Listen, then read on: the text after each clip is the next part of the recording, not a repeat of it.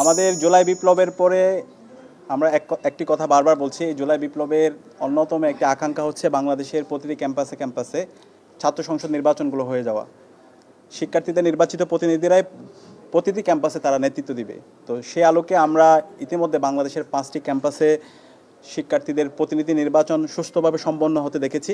ইতিমধ্যে ঢাকা বিশ্ববিদ্যালয় কেন্দ্রীয় ছাত্র সংসদ ডাকসু, জাকসু, চাকসু, রাকসু এবং সর্বশেষ যোগসু নির্বাচন সুষ্ঠুভাবে সম্পন্ন হয়েছে। এবং এই নির্বাচনের মাধ্যমে বাংলাদেশের প্রত্যেকটা প্রান্তরে আমরা চমৎকার কিছু বার্তা দিতে পেরেছি। গণতান্ত্রিক চর্চাটা কেমন হওয়া উচিত, আমাদের প্রার্থীদের মধ্যে পলিসি ডিবেট হয়েছে, ডায়ালগ হয়েছে, কেমন ক্যাম্পাস তারা বিনির্মাণ করতে চায়, বাংলাদেশ নিয়ে তাদের স্বপ্ন কি, তাদের ভাবনা কি, সেগুলো তারা পরিষ্কার করেছে।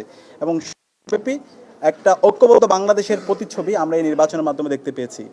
তো এই নির্বাচন যে ঢেউ, সেই ঢেউ আমরা প্রত্যাশা করেছিলাম বাংলাদেশের প্রতিটি ক্যাম্পাসে সে নির্বাচনের যে তারিখ, সে তারিখটা ঘোষণা হবে। এবং সে আলোকে কিছু ক্যাম্পাসের তারিখ ঘোষণা হয়েছে। আপনারা জানেন শাহজালাল বিজ্ঞান ও প্রযুক্তি বিশ্ববিদ্যালয়ের নির্বাচনের যে তারিখ দেওয়া হয়েছিল 20 জানুয়ারি, এবং বেগম রোকেয়া বিশ্ববিদ্যালয়ের নির্বাচন তারিখ দেওয়া হয়েছিল।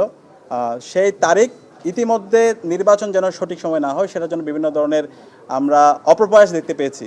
গতকালকে নির্বাচন কমিশন থেকে একটি প্রজ্ঞাপন হয়েছে, সেই প্রজ্ঞাপনের উপর ভিত্তি করে নির্বাচন বন্ধ করার জন্য আমরা অপপ্রয়াস দেখতে পেয়েছি। এবং এই অপপ্রয়াস দেখার সাথে সাথে আমরা অংশজন আছে তাদের সাথে আমরা যোগাযোগ করেছি। শাহজালাল বিজ্ঞান ও প্রযুক্তি বিশ্ববিদ্যালয়ের ভিসি থেকে শুরু করে প্রশাসনের সাথে আমরা কথা বলেছি এবং আজকে সর্বশেষ নির্বাচন কমিশন এসেছি। আজকে নির্বাচন কমিশনার এবং সচিবের সাথে আমাদের ফলপ্রসূ আলাপ হয়েছে। নির্বাচন হবে আগামী মাসে 12 ফেব্রুয়ারি, আর শাহজালাল বিজ্ঞান ও প্রযুক্তি বিশ্ববিদ্যালয়ে নির্বাচন হবে জানুয়ারি। 3 সপ্তাহ বাকি আছে।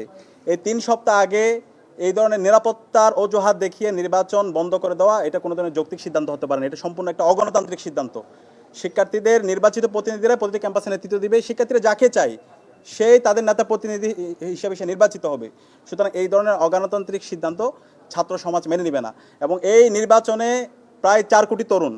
সুতরাং আপনারা এমন কোনো কাজ করবেন না, নির্বাচন কমিশন এমন কোনো কাজ করবেন না যার মাধ্যমে তরুণদের আপনাদের প্রতি আস্থাহীনতা তৈরি হয়। তো নির্বাচন কমিশনার আমাদেরকে আশ্বস্ত করেছেন, তিনি বলেছেন তারা যথাযথ ব্যবস্থা গ্রহণ করবে। সঠিক সময়ে যেন নির্বাচন হয় সেটার জন্য তারা ইতিমধ্যে ভিসি মহোদয়কে বলেছেন এবং যারা ওইখানে প্রার্থী আছে তাদেরকে বলেছেন তারা অ্যাপ্লিকেশন করলে এর প্রেক্ষিতে সামগ্রিক নিরাপত্তা নিশ্চিত করে সঠিক সময়ে যথাযথ সময়ে যেন নির্বাচন হয় এবং নির্বাচনের মাধ্যমে শিক্ষার্থীদের নির্বাচিত প্রতিনিধি যেন মনোনীত হয় সেটার জন্য তারা কাজ করবে।